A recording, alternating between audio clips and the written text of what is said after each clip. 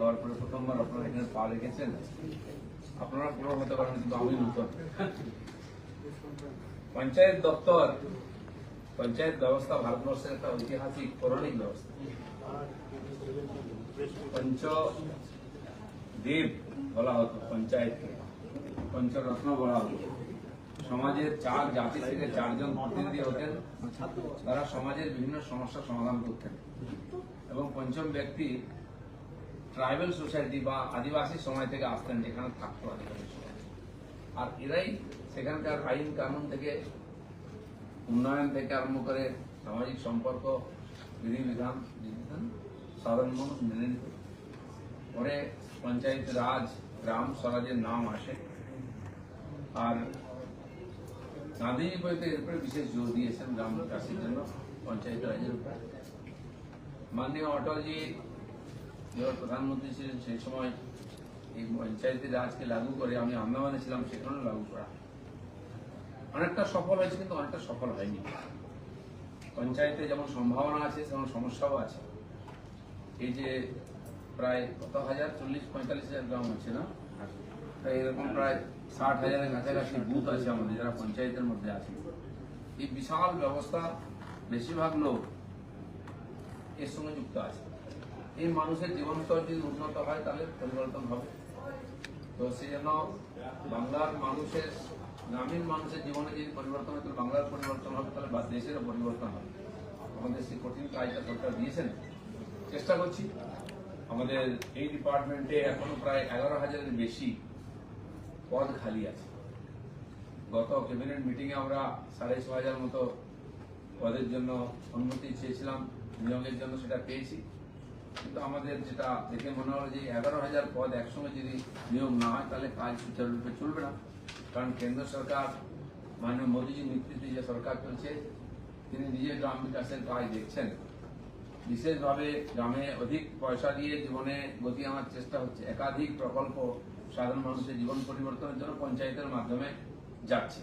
তাই পঞ্চায়েত ব্যবস্থা আর সাবলীল হোক, দুর্নীতিমুক্ত হোক, সচল হোক, এটা যেমন মাননীয় মোদীজি চান, আমরাও চাই। গ্রামীণ বিকাশের, গ্রামীণ ভারতের যদি বিকাশ না হয়, তাহলে ভারত, নতুন ভারত তৈরি হবে না, ভারতের উন্নয়ন হবে। সেজন্য পঞ্চায়েত ব্যবস্থার বিশেষ গুরুত্ব আছে। আজকে যে ইদানিং কয়েকটি সিদ্ধান্ত আমরা নিয়েছি মাসখানেকের মধ্যে, কিছু কিছু আপনারা জানেন, কিছু আমাদের কাছে আজকে ঘোষণা হচ্ছে, নেক্সট কি করব আমি সেটা একটু পরে আপনাদের প্রথম শুনিয়ে দিচ্ছি তথ্য এবং এগুলো, তারপরে আপনাদের বক্তব্য বা প্রশ্ন থাকলে উত্তর দেওয়ার চেষ্টা করব।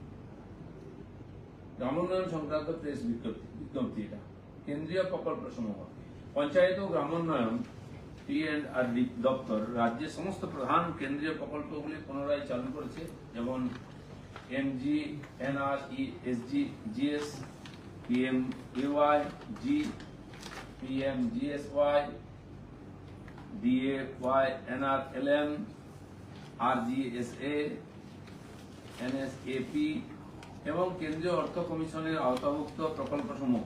কেন্দ্রীয় সরকার এই প্রকল্পগুলির জন্য তাদের ক্রদেয় অংশের বরাদ্দ করাও ইতিমধ্যে শুরু করেছে। একাধিক ফান্ড আমাদের কাছে এসেছে। প্রধানমন্ত্রী গ্রাম সড়ক যোজনা গ্রামীণ, ভারত সরকারের গ্রামোন্নয়ন মন্ত্রকের এম্পাওয়ার্ড কমিটি তাদের 27 মে 2026 তারিখে অনুষ্ঠিত বৈঠকে এই প্রকল্পের অধীনে প্রায় 2,790 কিলোমিটার গ্রামীণ রাস্তা এবং 45টি সেতু নির্মাণের নীতিগত অনুমোদন দিয়েছে।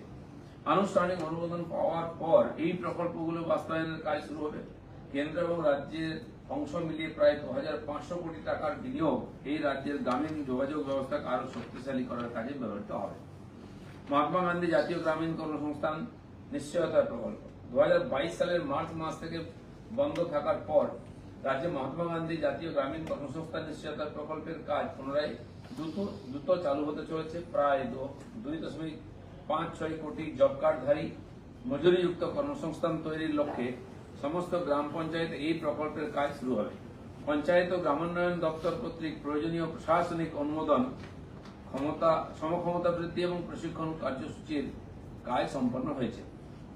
VVGRAMG এর যে সেকেন্ড পার্ট, জুন মাসে নারেগা চলবে, 1 জুলাই থেকে জিরামজি শুরু হবে।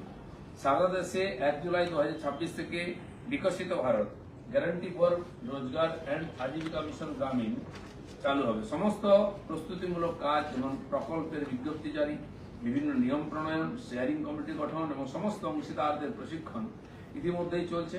নতুন নির্দেশাবলী মোতাবেক যোগ্য জব কার্ডধারী পরিবারগুলি এক অর্থবর্ষে 125 দিনের মজুরিযুক্ত কর্মসংস্থানের অধিকারী হবেন এবং আইন নির্ধারিত 60টি কর্মহীন দিনের সংস্থানও থাকবে। প্রকল্পের খরচ কেন্দ্র ও রাজ্যের মধ্যে 60-40 অনুপাতে ভাগ হবে। আশা করা হচ্ছে যে এই প্রকল্পের বার্ষিক ব্যয় 12,850 কোটি টাকা অতিক্রম করবে। প্রধানমন্ত্রী আবাস যোজনা গ্রামীণ। রাজ্যে প্রধানমন্ত্রী আবাস যোজনা গ্রামীণ এর অধীনে যোগ্য গ্রামীণ পরিবার নিশ্চিত করতে আবাস প্লাস 2024 সমীক্ষার কাজ শুরু হয়েছে। প্রতিটি গ্রাম পঞ্চায়েতে সমীক্ষক দল বাড়ি বাড়ি গিয়ে সমীক্ষার কাজ শুরু করেছে, যা 20 জুলাই 2026 এর মধ্যে শেষ হবে। এরপর জব কার্ডের তথ্য যাচাই, গ্রাম সভার অনুমোদন, জনপর্যালোচনা এবং জেলা স্তরের কমিটি কর্তৃক তালিকাভুক্ত চূড়ান্ত অনুমোদন হবে। অনুমোদনের পর স্থায়ী অপেক্ষমান তালিকাভুক্ত পরিবারগুলিকে প্রকল্পের যোগ্য উপভোক্তা হিসেবে বিবেচিত হবেন। পশ্চিমবঙ্গ রাজ্য গ্রামীণ জীবিকা মিশন এই প্রকল্প এর অধীনে বর্তমান অর্থবর্ষে রাজ্য নিম্নলিখিত লক্ষ্যগুলি অর্জন করতে চায়। 1 লক্ষটি নতুন স্বনির্ভর গোষ্ঠী এসএইচজি গঠন হবে নতুন করে। প্রায় 40,000 কোটি টাকার ব্যাংক ঋণের ব্যবস্থা করা, যা গতবারের তুলনায় 5,000 কোটি টাকা বেশি। এই স্বনির্ভর গোষ্ঠীগুলোকে আমরা 40,000 কোটি টাকা ঋণ বিতরণের এবারে লক্ষ্য রেখেছি। প্রতিটি স্বনির্ভর গোষ্ঠী কিছু গড়ে প্রায় 3.5 লক্ষ টাকা ঋণের ব্যবস্থা করা হবে। 20 কোটি লাখপতি দিদি তৈরি করা হবে নতুন করে। স্বচ্ছ ভারত মিশন 2026-27 অর্থবর্ষে ভারত সরকার রাজ্যের জন্য 2,491.71 কোটি টাকার একটি বার্ষিক পরিকল্পনা উন্নয়ন করেছে, যার মধ্যে 933.33 কোটি টাকা ইতিমধ্যে পাওয়া গেছে। কেন্দ্রীয় অংশ হচ্ছে 560 কোটি, রাজ্য অংশ 373.33 কোটি। এই বছরে দপ্তর প্রায় 7 লক্ষ IHHL নির্মাণ, 5,000টি কমিউনিটি স্যানিটারি কমপ্লেক্স স্থাপন, 70টি ফেকাল স্লাজ ট্রিটমেন্ট প্ল্যান্ট এবং 36টি প্লাস্টিক বর্জ্য ব্যবস্থাপনা ইউনিট স্থাপনের পরিকল্পনা করেছে। এছাড়া সমস্ত গ্রাম পঞ্চায়েতে কঠিন বর্জ্য ব্যবস্থাপনার সুবিধাগুলি মনোনয়ন করা হবে। এই উদ্যোগগুলির মূল লক্ষ্য হল ODA প্লাস মডেল ভিলেজের শিরোপা অর্জন করা। একটা বিষয় আপনাদের জানিয়ে দিই, কঠিন বর্জ্য ব্যবস্থাপনার জন্য সমস্ত পঞ্চায়েতকে আগে ফান্ড দেওয়া হয়েছে।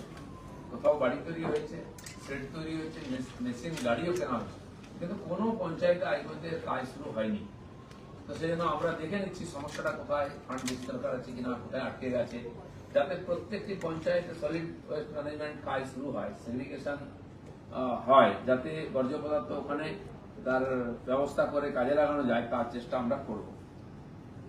দিশা কমিটি, যেটা হচ্ছে কেন্দ্রীয় প্রকল্পগুলির পর্যবেক্ষণ ও সমন্বয় জোরদার করতে সমস্ত জেলায় নিয়মিত জেলা উন্নয়ন সমন্বয় ও পর্যবেক্ষক কমিটি DISH এর বৈঠক করার নির্দেশ দেওয়া হয়েছে।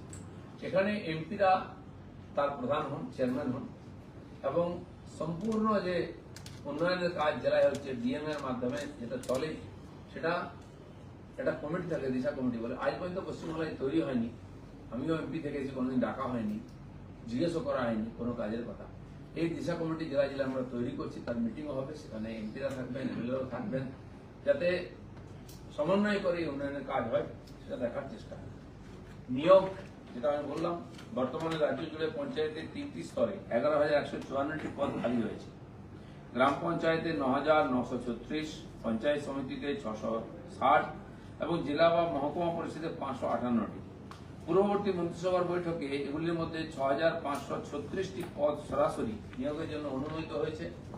গ্রাম পঞ্চায়েতে 5,509, পঞ্চায়েত সমিতি 564 এবং জেলা মহকুমা পরিষদে 463টি। তবে নিয়োগের প্রক্রিয়া শুরু হয়নি, পরীক্ষা ইত্যাদি হবে। তার সঙ্গে যেটা আমরা টার্গেট করেছি যে 11,154টি পদের একসঙ্গে নিয়োগের ব্যবস্থা হোক। পঞ্চায়েত ও গ্রামোন্নয়ন দপ্তর কর্তৃক গৃহীত অন্যান্য প্রশাসনিক ব্যবস্থা সমূহ যাতে স্বচ্ছভাবে এই কাজ হয়, তার জন্য কিছু আমরা ব্যবস্থা নিয়েছি। জেলা শাসকদের নির্দেশ দেওয়া হয়েছে যে একই স্থানে 3 বছরের বেশি সময় ধরে কর্মরত পিআরআই কর্মীদের বদলি করতে হবে।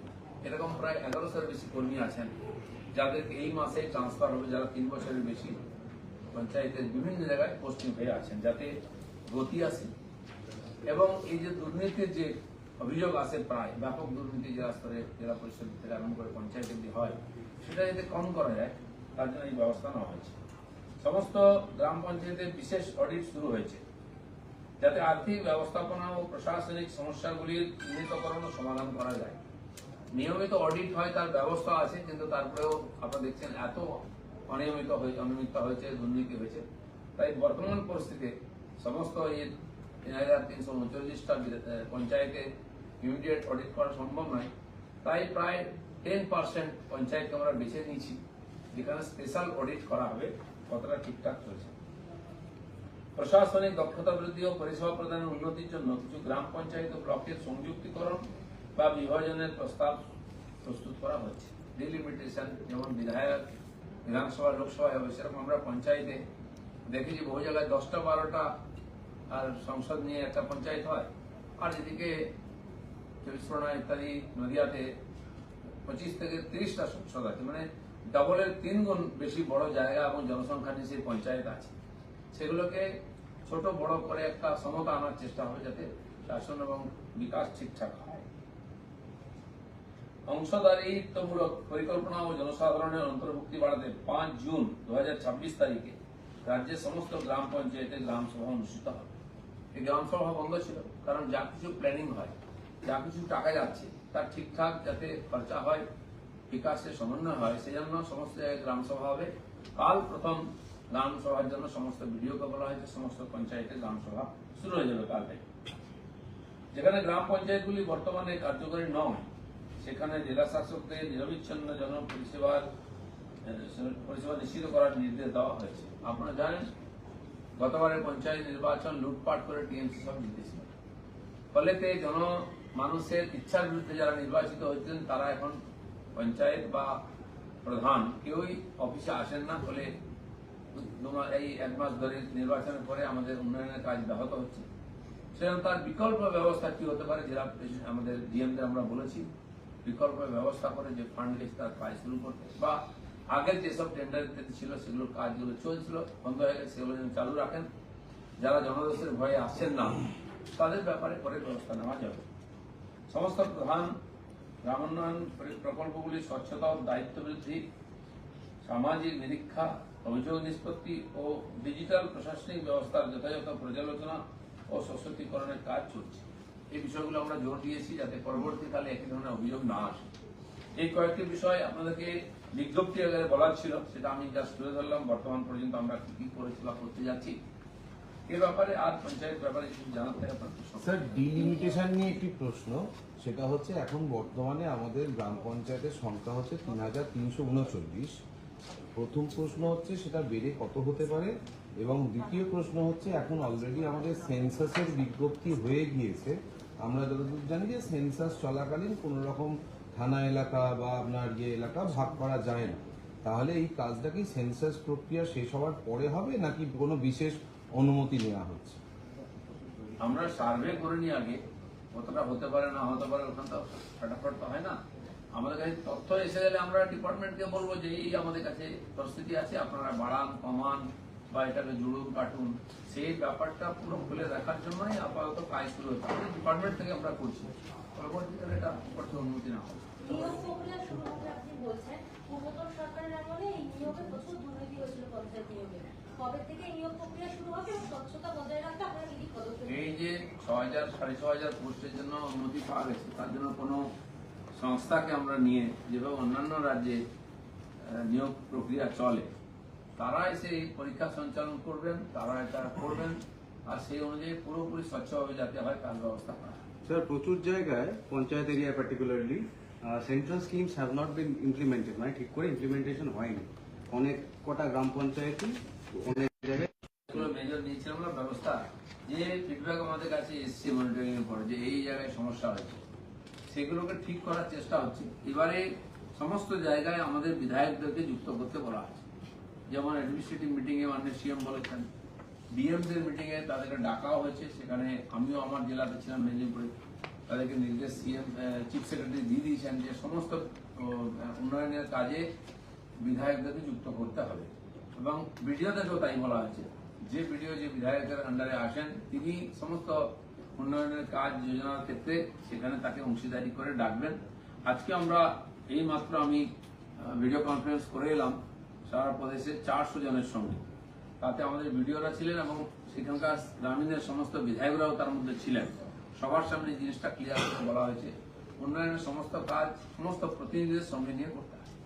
দিদিদা যেটা বললেন যে জনরোষের ভয়ে অনেক প্রধানরা পঞ্চায়েত অফিসে আসতে পারছেন না, সেই কাজগুলো বললেন যে ডিস্ট্রিক্ট ম্যাজিস্ট্রেট দিদি করাবেন বলে, মানে এটা কি আপনারা সমস্তই মানে যা যা বকেয়া যে প্রকল্পগুলো পড়ে আছে? ম্যাজিস্ট্রেট তো অলরেডি এগুলো দেখেন, যে যে পঞ্চায়েতে এরকম অচল অবস্থা তৈরি হচ্ছে সেখানে বিকল্প ব্যবস্থা করতে হবে। কিন্তু অনেক প্রধানই আসছেন, কাজ করছেন, কারণ যিনি নির্বাচিত হয়ে থাকেন তো এসে কাজ করা উচিত। জনতাকে সুবিধা দেওয়ার জন্য, উন্নয়নের জন্য তাদেরকে লোকেরা নির্বাচিত করেছে। যারা অনৈতিকভাবে নির্বাচিত হয়েছেন তারা অধিকার হারিয়ে আসছেন না, বাকি পঞ্চায়েত ব্যবস্থা আছেই, নির্বাচিত হবে, সেটা কাজ করুক। স্যার একটা জিনিস, মানে আমরা শহর এলাকায় যেমন দেখছি বহুতল উঠছে, গ্রামীণ এলাকা বা সেমি পেরি আরবান এলাকা যেগুলো পঞ্চায়েতের অধীনে রয়েছে সেখানেও আপনার অনেক বহুতল উঠছে। তাহলে আমরা দীর্ঘদিন ধরেই জানি একটা চলছিল যে পঞ্চায়েত এলাকার যে বিল্ডিং প্ল্যান, সেই বিল্ডিং যে প্ল্যান তার একটা রিভাইভালের একটা প্রচেষ্টা নেওয়া হয়েছিল। তাহলে সেইটা কি আবার করে কোনো ইয়ে করা হবে? প্রপোজাল আমাদের তরফ থেকেও আছে এবং ইদানিং গত কয়েকদিনের মধ্যে অনেকগুলি সংস্থা এসছেন যারা বড় বড় হাউসিং তৈরি করেন। তারা চাইছেন রুরালে কম দামে মিডল ক্লাসের জন্য ফ্ল্যাট তৈরি করতে, সে বহুতল হতে পারে, অন্যভাবে হতে পারে। তারা একটা এমও করতে চান আমাদের দপ্তরের সঙ্গে, তারা প্রপোজাল দিয়েছেন। আমরা এখন এটা ডিসকাস করিনি। আগের যে ব্যবস্থা ছিল আপনি দেখেছেন অনেক জায়গায় এরকম বিল্ডিং তৈরি হয়েছে, হাউসিং তৈরি হয়েছে, লোকালি ভিডিওর জায়গা দিয়ে দেবেন তাদেরকে, পঞ্চায়েত যে জায়গা পড়ে আছে যাতে সেখানে উন্নয়ন হয়। বহু জায়গায় অনিয়মিত ভাবে বিল্ডিং তৈরি হচ্ছে, রাস্তাঘাট ঠিক মতো হচ্ছে না। ব্যবস্থিত জায়গা হোক, খোলা জায়গায় সুন্দর স্বাস্থ্যকর পরিবেশের ব্যবস্থা হোক, সেরকম ব্যবস্থা তো সেই সমস্ত সংস্থাগুলোকে ডেকে আমরা বসে তার সঙ্গে কথা বলবো। এই যে 10% পঞ্চায়েতে বিশেষ অডিটের একটা ব্যবস্থা করা হয়েছে আপনি বললেন, এই 10% বাছাইয়ের ক্ষেত্রে কোনো বিশেষ দিক দেখা হয়েছে? কারণ বিভিন্ন জায়গায় তো দুর্নীতির অভিযোগ ছিল। হ্যাঁ, তো ওটা কিছু কিছু বিষয় আমরা আমাদের কাছে কমপ্লেনও আসছে, সেগুলো বলে দেবো। বাকি ডিপার্টমেন্ট থেকে কিছু জায়গা বেছে নেওয়া হয় যেখানে এই ধরনের ঘটনা আছে, সমস্যা আছে মনে হচ্ছে, তাহলে একটা বাস্তব পরিস্থিতি বুঝে যাবে কি অবস্থায় আছে। আরেকটা প্রশ্ন আছে স্যার, পঞ্চায়েত লেভেলে দেখা যাচ্ছে একটা ম্যাসিভ লেভেলে এই যে ত্রাণ সামগ্রী মানে রিলিফ মেটেরিয়াল, সেটা টিএমসির প্রচুর নেতা মন্ত্রীরা তারা হোল্ড করে রেখেছিলেন এবং সেটা প্রপারলি ডিস্ট্রিবিউশনও হয়নি during the time of national calamities also. তো স্যার এটা নিয়ে কি আপনারা কোনো মনিটরিং সেল বা কিছু মানে দৃষ্টি আসছে সেটা জিজ্ঞেস করছি। সাধারণ মানুষই বাড়ি দরজা ভেঙে বার করছে, আমাদের যে যেতে হয়নি বা পুলিশকে যেতে হয়নি। মানুষ জানতো যে তাদের জন্য সামগ্রী এসছে, আইলার সময় থেকে এই ধরনের ঘটনা জানা গেছে, তো সেই জন্য সেটা ব্যবহার হচ্ছে। আমরা যেখানে কমপ্লেন পাচ্ছি, কমপ্লেন হলে পুলিশও রিকভারি করবে, বাকি তো পুলিশকেই সুযোগ দিচ্ছে না, মানুষই তার কাজ করে নিচ্ছে, কারণ তাদের অধিকার লুণ্ঠিত হয়েছে। প্রাক বর্ষা, আমরা জানি যে জুন মাস পড়ে গেলে বা বর্ষার আসছে, পঞ্চায়েত স্তরে বেশ কিছু পঞ্চায়েত আছে যেগুলো জলের তলায় চলে যায়। আগাম কোনো প্রস্তুতি রাখছে এই ব্যাপারে রাজ্য স্তরে যে অ্যাডমিনিস্ট্রেটিভ মিটিং আমরা 6টা ভাগে করছি, 4টে হয়ে গেছে আর 2টো বাকি আছে, একটা মালদায় হবে, একটা মেদিনীপুরে হবে। তো সেখানে মাননীয় চিফ সেক্রেটারি এবং চিফ মিনিস্টার ছিলেন, তারা বলেছেন, ইঞ্জিনিয়ার ছিলেন, সেই বিষয়টা যেটা জানা গেছে, নির্দেশ দেওয়া হয়ে গেছে, কাজ শুরু হয়ে যাবে। দেখবেন খাল সংস্কার হচ্ছে, নদী সংস্কার হচ্ছে, বাঁধ রিপেয়ারিং হচ্ছে। এটা তো ইরিগেশন ডিপার্টমেন্টও সেদিন জলশক্তি ভবনে একটা বৈঠক করেছিল, সেখানে আমরা ছিলাম এবং ভিডিও কনফারেন্সিং এর সমস্ত জেলার সঙ্গে কথা হচ্ছে, এমএলএদের কথা শোনা হচ্ছে, তাদেরকে লিখিতভাবে ডিএমকে দিতে বলা হয়েছে। আমাদের ডিপার্টমেন্টের আন্ডারে যেটুকু পড়ে পঞ্চায়েতে, তাকে আগেই নির্দেশ দেওয়া হয়েছে, পঞ্চায়েতের যে ফান্ড আছে সেই দিয়ে তার এটা সুব্যবস্থা করার চেষ্টা হয়েছে। ড্রেন পরিষ্কার থেকে ড্রেন কাটা বা বাঁধ রিপেয়ারিং করার কাজ তারাও শুরু করেছে। স্যার লাস্ট কোয়েশ্চেন একটা করে নেবো, সেটা হচ্ছে যে পুরো এলাকায় 1 সেপ্টেম্বর থেকে অগ্নিমিত্রা পাল পুরমন্ত্রী জানিয়েছেন যে আবর্জনা যদি যত্রতত্র ফেলা হয় তাহলে মোটা টাকার ফাইন করা হয়। পঞ্চায়েতেও এমন অনেক এলাকা আছে যেটা প্রায় শহুরে হয়ে গিয়েছে, বা গ্রামীণ এলাকাতেও কি এরম ধরনের কোনো চিন্তা ভাবনা আছে যে করা পদক্ষেপ? রাস্তাঘাটে যেখানে সেখানে ময়লা ফেলার তো অধিকার কারণেই এতদিন ওগুলো মনিটরিং হতো না। সেখানেও কিছু কিছু আমাদের নিজস্ব ব্যবস্থা আছে, পঞ্চায়েতের কাছে ব্যবস্থা আছে, তারা ট্যাক্সও নেন, সেই জন্য পরিষেবা দেওয়ার দায়িত্ব। সঙ্গে সঙ্গে মানুষকে জাগ্রত সজাগও করতে হবে, দরকার হলে শাস্তিও দিতে হবে, কারণ সহজে লোকেরা শুনতে চায় না। অনেক জায়গায় এই যে সলিড ওয়েস্ট ম্যানেজমেন্টের যে কাজ, এই ধরনের প্রকল্প হয়েছে, চালু হয়নি। আমরা সেই সব জিনিস ওখানে প্রয়োগ করে সার তৈরি থেকে আরম্ভ করে অন্যান্য প্রকল্প কাজ হবে, সেটা হয়তো এই মাস থেকে পরের মাস থেকে শুরু হয়ে যাবে, সবকটাই চলবে। তো সেই জন্য নিশ্চয়ই কড়াকড়ি হবে। দেখতে পাচ্ছেন আপনি মেসুয়া বাজারের মতো জায়গায় গাড়ি চলছে, ব্যবসায়ীরা আমাকে নিজে বলেছেন যে ওটা দিয়ে গাড়ি নিয়ে যাবো কোনোদিন ভাবিনি। পরিষ্কার হয়েছে, কলকাতা পরিষ্কার হয়েছে, বাকি জায়গায় হবে, অনেক জায়গায় বাজার আছে অব্যবস্থিত ভাবি। আমি আমার ডিপার্টমেন্ট আরেকটা আছে এগ্রো মার্কেটিং, সেখানেও বসেছিলাম, আমাদেরও বাজার আছে, সেটাকে পরিষ্কার পরিচ্ছন্ন করা, ব্যবস্থিত করা, সেই বাজারের মধ্যে নিয়ে আসা, এগুলো চিন্তা ভাবনা শুরু হয়ে গেছে সব ডিপার্টমেন্ট থেকে, যাতে সবকিছু ঠিকঠাক মতো চলে। আপনি হয়তো কিছুদিনের মধ্যে তার কিছু রেজাল্ট দেখতে পাবেন। দাদা, নিউ টাউন সংলগ্ন যে 5টা পঞ্চায়েত রয়েছে, সেই 5টা পঞ্চায়েত অনেকদিন ধরে অভিযোগ করছে যে তারা নিউ টাউনের যে মেইন স্মার্ট সিটি প্রজেক্টের মধ্যে তারা অন্তর্ভুক্ত হতে চায়, তারা পঞ্চায়েত থেকে বেরিয়ে কর্পোরেশনে আসতে চায়। এই বিষয়ে নিয়ে কোনো আলোচনা আছে? এরকম তো নতুন শহর হচ্ছে সব জায়গায়, যেখানে বিস্তার হয়ে যাচ্ছে, গ্রামীণ এলাকাটা শহর হয়ে যাচ্ছে, রাস্তা হয়নি, জলের ব্যবস্থা হয়নি, কিন্তু লোকেরা বাড়ি করছেন, সরকার কিছু সুবিধা দিয়েছে। এরকম বেশ কয়েকটি মিউনিসিপ্যালিটি তৈরি হয় নতুন। নিউটাউনটা একজাক্টলি আমি জানি না, আমি নিজেই থাকি ওখানে, ফলে ওখানে এই ধরনের সমস্যাও আছে। ওখানকার হিডকো অনেক সুবিধা দিয়েছে, এনকেডিএ দিয়েছে, দিচ্ছে, করছে। আমি জানি না ভবিষ্যতে ওটা নিয়ে সরকার কি ভাবছে, এখন আলোচনা হয়নি। এরকম একাধিক ছোট ছোট শহর, যেমন জয়গাঁও আপনারা জানেন, অনেক বছর ধরে ঝুলিয়ে রাখা হয়েছে, শহর করা হবে বলে মিউনিসিপ্যালিটি করা হয়নি। আরো একাধিক জায়গা থেকে আমাদের এই প্রপোজাল এসছে, বাগনান আছে, আপনি জানেন উলবেড়িয়ার পরে লাগালাগি শহর হয়েই গেছে। এগুলোকে শহরের মিউনিসিপ্যালিটি হিসাবে ঘোষণা করা হবে, তার বিলও এসছে, পাসও হবে, বেশ কয়েকটা পাস হয়ে যাবে। আর শহরীকরণের ফলে যে সুবিধা হবে সেটা ওনারা পাবেন। শীততাপ নিয়ন্ত্রিত অত্যাধুনিক রেস্টুরেন্ট ময়ূখ রেস্টুরেন্ট। এখানে পাবেন চাইনিজ, পোলাও, বিরিয়ানি, তন্দুরি সহ সমস্ত রকম খাবার। এছাড়াও কাস্টমারদের সুবিধার্থে হোম ডেলিভারির বিশেষ ব্যবস্থা রয়েছে। পাশাপাশি যে কোনো অনুষ্ঠানের জন্য ভাড়া দেওয়া হয়। আমাদের ঠিকানা খানাকুল হেলান সংলগ্ন তিলক চক। Phone number 8617492616, 9732162360। সেরা খাবারের স্বাদ পেতে আজই আসুন ময়ূখ রেস্টুরেন্টে।